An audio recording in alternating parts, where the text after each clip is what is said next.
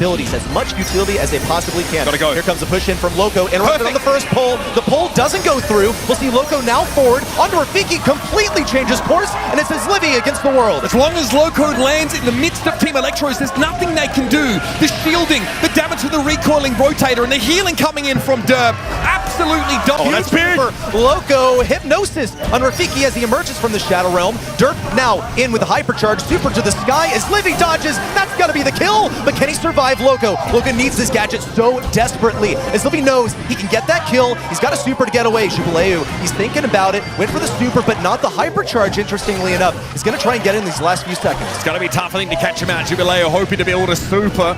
To get his Livy inside of it's going to be a different story. He steps up, favors the raw stats. Here's the help from beyond, but his Livy still chilling in the back corner. He's got yet another hypercharge super, and he knows not all of it. What Hank is good at, but they are at risk of feeding hypercharges over here. Open goal and a goal for Rafiki, but they have to be mindful of this hypercharge for Derp and Jubileeu. Yeah, look, I think that was the slow game that Electros are hoping to play. They eventually suffocate BC out of the map, but BC Gaming are unlikely to let that happen again. Jubileeu dives in with the shield off the gust, and it's all too easy for BC Gaming to shut them down. Boy, this really didn't go the way we expected it to. Stunning Carl play from Rafiki. The backup from Diego Game has been sublime, and it's been shields for days on this setup. Rafiki says, I'm going to end this now. Yeah. 21 jam boosts in between each one of them, and so he'll threaten the safe. And the fact that he's keeping Lcq in his half of the map is a very good sign for Electros. Well, now Lcq has a hypercharge. There is a risk and a reward to feeding the enemy team when it comes to HP. Rafiki once more on the right side. Hypercharge that actually goes completely awry. Rafiki still remains alive. Derp has a hypercharge, however, Diego Gamer's got to set him in the realm as Livy with an awesome gadget to block up mid. And BC Gaming cannot get through this choke. And now, of course, Diego Gamer can come forward, get himself the 1v1 and snatch Jubileeu out of formation. Lcq still standing, and there's been some incidental damage taken by Electros to save, but now as Livy's going to come forward. Nice super connection there. Beautiful Lumi play from Livy, who's been a absolute superstar in this set. And Rafiki gets to throw hands on an unguarded safe and hang around after the fact. Rafiki's now gearing up for his next push in. Lcq with the combined super and gadget, just spamming shots everywhere. Surely it's going to hit something, and it gets the takedown. Diego Gamer narrowly loses the interaction on the right. So smart for his Livy to pop the gadget the way that this Lumi control. He's got a kill, yep, and it's completely controlled on both lanes. It's a wonderful defensive pick. Livy's been strong here. Diego Gamer pops that hyper to guarantee the win against Derp, but now he's looking for yet another target. He's gotten himself too. Dangerous here for Jubileeu. This is extremely painful for him. Safe already's been cracked down to 50, and now they can go to work on Derp. Diego in that super mode is going to guarantee the fight against the Carl. Rafiki turns up, attracts a lot of attention, and makes an ignoble exit, but now this is getting a little bit close. We're into race territory, as Jubileeu needs to be dug out here at the top part of the map. It is so close, and now Electros have fallen behind in terms of that safe house. Jubileeu's been hard to shift. Here comes Derp and Lcq down the mid. Lcq now making a beeline for the enemy side, needs more damage. Rafiki now counting down to that final shield. See Rafiki once in with the same move as last time. This time, though, Lcq seems to have downloaded his dodging pattern. He is not able to juke out these shots like he was before, and this became a consistent issue between game number one. Jubileeu once more on top of the save. That's got to be the first shield procced off, because Jubileu's got the additional duration gadget for the Berries Ice Cream. Once more in. Team Electros attempting to push up mid. They seem to be, again, held back by the Rico. Derp must have a red coat on here because Electros like bulls are just running at him constantly, allowing Jubileeu to account for most of the safe damage so far. Diego Game has had to spend a super on to try and get rid of a berry, and that's not a good result. 81% still standing on BC Gaming safe. And as Livy will attempt to come forward, the super connects, but the follow-up damage does not, and Lcq gets the hypercharge to try and canvas the map with those balls. But that hypercharge is no good. It's actually going to lead to his early demise. Rafiki gets the chip off this first shield, and he now needs another. Staying directly on top of this respawn and trying to keep his distance from Lcq. Knows how big of a risk it is once this gadget comes forward. Lcq still trying to track him. Rafiki's gotten a second shield out, and this is looking like it could be an even match. Yeah, Electros thought that safe is going low. It's the berry damage that's been a problem. It's been shielded up for now. And we're looking at the safe for BC Gaming, and as Livy is getting some free damage on it. Diego Gamer also with a super to take Lcq out of the game, but he has that spawn immunity right now. It's close, 9% in it. BC Gaming, though, with that lead, they're suffering damage on their safe here. Keep an eye on the scores at the top left and right. Jubileeu is somehow still alive, and hypercharge super was crucial. And here comes Derp. A victory race on towards the safe. It's going to be a photo finish, folks. Derp brought down 8% on BC Gaming safe, but Diego Gaming's gonna be denied. Here comes Rafiki for the final blow. Surely as Livy gets it. And could not make it happen. That has got to be shattering for BC Gaming, thinking that they had that win in the bag. Now again with a pretty solid start. But Rafiki's on top of the safe. Is Livy once again connects, and the first shield is already gone. Loco has to beat Rafiki in that matchup. He's been a multi-ball launcher and still couldn't bring the tanky Sam down. That safe's already been cracked down to 50. This might be falling apart for BC Gaming as Livy is going to be the next line of offense. Rafiki untouched, unbothered, moisturized, flourishing in his lane. The damage is there, and BC Gaming's safe is knocked down to 21. No layers of defense really left now. Electros are licking their lips. BC Gaming have to hold the mid control here. They need Loco's hypercharge to make this possible. Rafiki now powers forward. That's one down. Rafiki can sit on top of this. Here he comes. Jubileo has a tough decision to make. They got to go for Diego Gamer and 5%. Rafiki at the same time. Down to 0. Team Electros. This team stopped it every against the BB, not where they want to be. There is a root here on Yash, and now Tristan can vomit damage down the middle. Tristan waiting for the moment, has a hypercharge to deal so much damage. He'll be able to pretty much two-shot Ryoki, provided the opportunity, but he's hiding behind a wall at the moment. Ash King now closing in from around the right. Ryoki, that's major. Tristan has the hypercharge, ideally saves this for the next one. Achapi still alive, Yash with the pass forward. No! What just happened? Upcore Esports with an opportunity served to them on a silver platter cannot get this goal scored. So we're going to play for overtime ready. No two ways about it. NAVI opting to leave the ball back in their side of the court now to come forward. There's Ash King going with the hypercharged super. Kuru's going to get brought down, and now it's going to be on a Chapi. Hypercharged super would be needed, but he's stunned. There's so much wasted time when you're able to block off 2 lanes at once. Right, I mean, and Chapi's constantly checking the chokes for invisible kits. Just throwing those morning stars out, and also constantly threatening a gadget activation to slow people up. Okay, here it is. Hypercharge from BB. Those spitballs been bouncing, and Kuru is not in possession. He's got to get Tristan. You knew it was going to happen. And another lost opportunity for Upcore to score. Eventually, man, that just starts to work against you mentally. It's Groundhog Day, man. It's the second time that we have seen that exact play unfold on the goal line, but this time there is no overtime. It's only a few seconds left for Upcore to execute. They've got to jump for Ash King. No connection onto a shot. Ryoki, Kuru, and Achapi where these are. 1, 2 shots in a row. Kuru's taken down, and the clock is headed towards 0. Ryoki now needs to move forward. One more nest egg. Honey, these calls, but they're ignoring him. They don't want to give him the time of day. In goes NAVI for the safe, and Upcore now, their grip for glory, starting to be wrested free. Another chance for Upcore to come forward, and Kuru's hypercharge will stop Ash again. One more chance, but it's looking like an insurmountable advantage that Navi's posting right now. Ryoki could really use a super here. Achapi also out of his super, but judging by what we've seen from these two, it is only inevitable that they will get it. Ryoki's got the hypercharge, he's got the super. Yash needs to be right under him. A little bit more damage is all it's going to take. A gadget popped, and Navi are on to day 3. Boost to make it really easy to get in his face. And that's what I mean about using that map control and manifesting a material advantage out of it, as opposed to letting in a circle back into the game. Here comes the Vengeful Spirits from, whoa, Moya taken down early. Didn't expect to get tapped up by Knob like that. The hacks are exactly what he needed to get that final blow. Crazy Raccoon, this is a round that they can afford to lose, but they've got everyone cornered. It would be awesome value for Miltrail. 1, 2 with a gadget, make it 3. As an East Asia favorite, and speed plus gene is always a good thing, but Rama completely weaves it.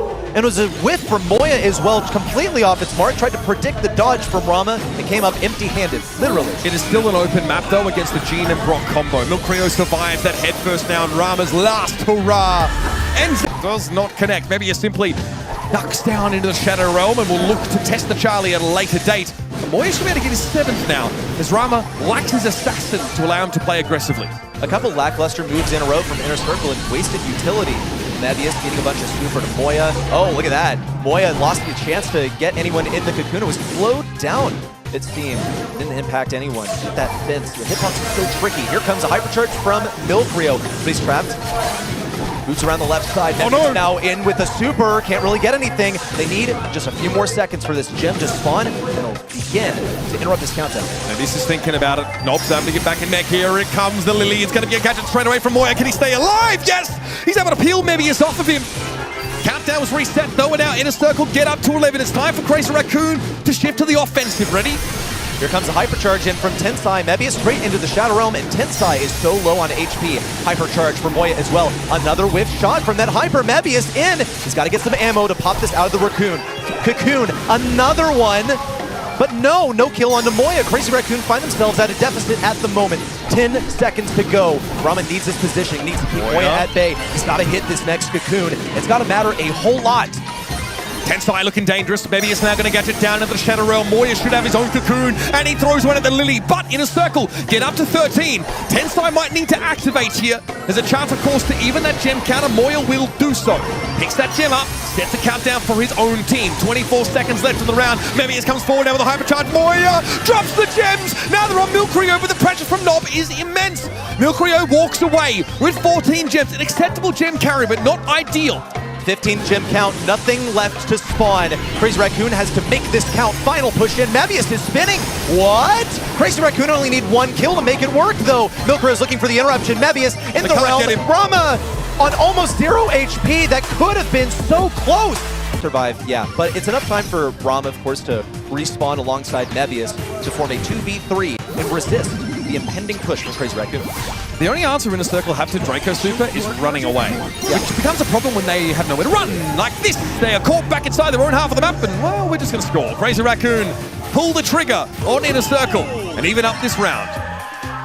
Work down the clock. They also tried to offer an opportunity to get some more throw, Hypercharge, a little bit more super. Of course, Tensai is already ready with his super. He's going to try and run it down once again, and they back away just at the right time. Avoid that Hypercharge from Mebius, which Moya manages to turn into a kill for himself. Nob only barely alive. Once more, the sole member of the team remaining with the ball is just going to provide a little bit of a tempo change so the Inner Circle can get back on their feet. An opportunity for Mebius to get his Hypercharge. He played just outside of Milkrio's gadget range there as well. So nice little positioning there from Nob. He could have died through the wall if that gadget was available. Here's Tensai once again. Nob's Hypercharge though makes it hard to hit him, and it still doesn't seem to matter. It can happen and make that even less as the clock is ticking down and they need a few seconds to execute. Tensai is, he's signaling that Grim and Frostbitten activation. Rama eventually knows it's going to come either way, so he just plays into it. There are a lot of nest decks set up here to play behind defensively. Milkrio is the one with the blue star. Keep an eye on that. Mebius there, hit by the blast beat. Beautifully done. Looks all but impossible. Just 10 seconds to go. Inner Circle need to do the impossible. Mebius needs to pull some Rafiki level plays. Here comes one. Tensai on the right side is pushing forward, looking for the kill on Rama. It's dodged. Could that be a kill? Just a few seconds to go. Inner Circle looking for anything possible, but it's just not there. Crazy Raccoon, these former world finalists. Alive, and that is a huge blow for Rival Esports as Toxic Lotus draw ahead yet again. Even a coordinated push, bolstered by Hypercharges from Rival Esports, could not get Toxic Lotus off of this point. Icy dashes in fruitlessly. Mameshi, however, does follow up with a kill of his own. Hypercharge in from O, and it's not enough to eliminate Terry. He died before he could follow up with any of his maces. There's still a chance for Rival Esports, but they have to shrug off numerous pushes from Toxic Lotus in a row. A lot of Hypercharges ready, and they're starting to be drawn out now. Terry makes use of it, but no real catch with those flames as Tok decides it's time to go. Terry pressured back, Engine going to go with the super now. Meshi dives into the back line, doesn't get caught up, but also doesn't find his intended target. 95 and counting, but Tok is in mini form, needs to touch the point, but Rival Esports will have out for Toxic Lotus. Engine may stay like, whoa, a little spawn camping? That had to be intentional from the Meshi, but it didn't strike home at all. Well, some map control, I guess. This is Rival Esports that have themselves a 10% lead, and Terry can just come in. Maybe running it down is the plan for Mameshi. Gonna get caught by Engine here, low as he is. Super catches on her, so the Bonnie is hypnotized, and they don't eliminate her straight away because Tok's up on the point. Now Terry wants to come forward, knocks her out of mech, and Terry should be able to win this fight, but it's tough to connect those flames at close range. Terry, though, prevails, and now Rival Esports are on the home stretch. Amber's worst nightmare. He ran out of ammo. Huge hypnosis for Engine. It's Icy to the rescue. He keeps Mameshi alive. Now dashing to back right. Oh, only barely alive. Meshi good gadget. Spinning around, wants to clip this wall, needs Terry to help pinch, but Mameshi doesn't want to rotate towards the top. No, needs to use his HP to get on top of this zone. It's going to be a buzzer beater for sure. Tok now rotating in onto the point. Knows he's going to fall, but just has to exist on this point. That's it. It's a team wipe. Rival Esports know that there's nothing left for Toxic Lotus to do except watch. They've got that Mameshi super. They've got Icy on the Hypercharge. Terry's going to go in with a huge super. That's double hypnosis. No, Tok was inside the Shadow Realm. He's attempting to defend, but it's no good. Terry with a Little walk in. Run down the clock while you're at it, my friend. It's 50 seconds left. I mean, Hypnosis is totally fine just to take an opponent brawler out of the game. You don't need to use it to score. Engine was, up with the fairies, while Tok was under extreme pressure in front of the goal line, and that's another important kill. Icy onto Engine yet again. It was that elimination that really opened the momentum up for Rival Esports on their last scoring drive, and they've done it yet again. Not to mention, Icy sitting on a hypercharged super, playmaking potential in spades. Terry gets the Hypnosis on Engine, and Toxic Lotus remain confined to their half of the field. My question is, what are the conditions IC is waiting for? He hit a super! Yeah, there we go. Tok finally gets it with a hypercharge. I mean, it's basically impossible to dodge. It would also be sort of a waste to use a Mo hypercharge to defend. We'll see Engine hypnotized. He'll survive. Mameshi now looking for a defense. No, knew he was going to go down as well. It's fine. It's a goal for Toxic Lotus as the buzzer beater. But at least Rival Esports have some supreme utility here. Look, 2 hypercharges, a super from Mameshi. Are they expecting Tok to have his gadget back already? No, didn't look like a Terry. With the ball passed forward. No, intercepted by Engine, but the mind control. How long will it last? Wiggle breaker! In the back left, Mameshi has got it. Supers up for all of Rival Esports in a lead in their favor. Tok being as low as he is now, it's going to be tough to come forward. Engine snipes Terry out of formation, and now Toxic Lotus have a lead. Hypercharge super from Mameshi might be required, but he's too low to make anything happen. With IC falling, Toxic Lotus. Much less the hypercharge Mameshi, no jump at all. He's going to use the wall break now. Attempt to take down Tok. No good. Terry also falls. IC, what has he been playing for at this point? He's got O and Tok to both eliminate to get the lead, and it's simply not possible. Toxic Lotus pretty much just celebrating at this point because they've got a set. The mainland Chinese war has now been cracked open. It's neck and neck between Rival and Toxic Lotus playing on the same tempo. Mameshi a bit greedy going for their elimination off the back of the blast beat, but does take that player down. Traded out though as Engine goes forward, and here comes IC. Might need to do a little bit more than just a couple of hits on the safe as Engine with the Fanstorm wants to come forward, circumventing the Lumi, who's playing the left side of the map. And oh, you would love to get in Mamesi's face. Here they come. IC forced to be on defense. It's not where the Miko shines. That amp damage to non-player targets needs to be going in the direction of the safe. The Tok is going to be hard to shift. Here's the down roll coming in from OU, and he gets a close range encounter with the safe and breaks the knocks the safe down to its shield without any investment required from Engine directly. Now we can go after it himself. We might be straight racing here. Here's the dive on towards the safe. Terry's able to knock it, but through the wall. Tok finds the Miko again. This is looking pretty good for Rival. That safe damage is coming in hard though. I mean, it's IC as the sole defender. They know that this base race is a loss. Rival Esports had both of their defenders at the wrong side. IC can't do anything in team, and Rival Esports are going for a very compact, late-game focused comp that has invulnerability, that has reflective projectiles, and it has a consistent build promotion, maxed health increase over time. Well, they don't have that actually. No, they decided not to. They decided they're going to go for wall break. Very peculiar. They seem to be prioritizing nullifying Tok because he is so powerful here. As a Rico, you don't want to let all of that wall break go to the enemy side. You can see immediately Buster fires up that shield as soon as Tok super comes in. But Tok is actually chained another, and Terry doesn't have his super. Is this Tok's moment? He's going to try and heal up some more HP before going for it again. But you'll see that Terry has the hypercharge. Oh! Whoa! Little return to Cinder over here. Engine and O, the 2 remaining members. The most they can do here is get some hypercharge and super for the next round. They're done. This one's cooked. That montage was so clutch. Hypercharge montage from Buster. It's 360 degrees of projectile reflex. And I don't think the Rico was ready for that at all. No. Taken down by your own damage. That is brutal stuff. It's going to get in the head. Toxic Lotus now got to be aware. Once again, it's the biggest reason that you run Buster into Rico's, that you can reflect those supers. And when you're permitted to stay close together, oh, later. Oh, that's bad. But when he gets baited out, surely that means Tok can get a super soon and punish them for that. You'll also see that IC is able to heal him, of course. He's got some invincibility hot dogs. Here comes the hypercharge forward. An absolute laser beam from Tok. Terry's on low HP and taken down, but O didn't time it correctly. Terry still falls. O has that hypercharge to further punish this 3v2. IC's, the montage there wasn't enough, unfortunately, to cover the damage that came in, and so Toxic Lotus this time playing around that Buster super quite effectively and happy just to try and burst through the Doug super. They know it's going to come out. They know there will be a res. They're ready to fight through it. Great recovery and a good bounce back. I don't think you're going to trick Toxic Lotus twice with that trick. No, not quite. So Rival Esports need to change course at the moment. They're staying way further back. keeping away from Engine, who they know they can outrange. Trying to stay away from his hypercharged super. Here it comes. Mameshi isolated as a prime target. Engine takes him down. Now it's time for IC and Terry to move. They have to get some kind of kill if they even hope of winning this. Tuck only barely hangs on by a shred. Rival Esports know that they've got to be cooked now.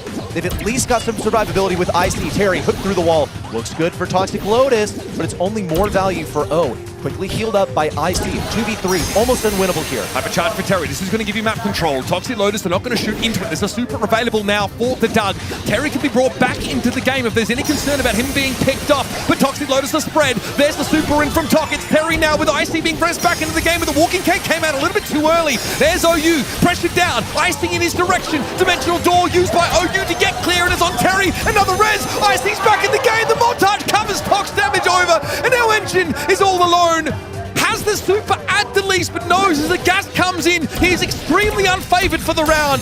Terry has super to deny the damage, and into the gas heat wave. Jumps away, and the damage coming his way a little bit more than he would have liked to have seen. Mameshi also low. Multi-ball launcher takes IC very low. That's going to be a super now forced out of the Doug. Terry a little bit low. Sandbags come up, and Engine gets taken down. Montage, not enough. Brought back into the game, and there's a super from Tok that takes IC low yet again. They're picked off the Doug, and the rest is easy.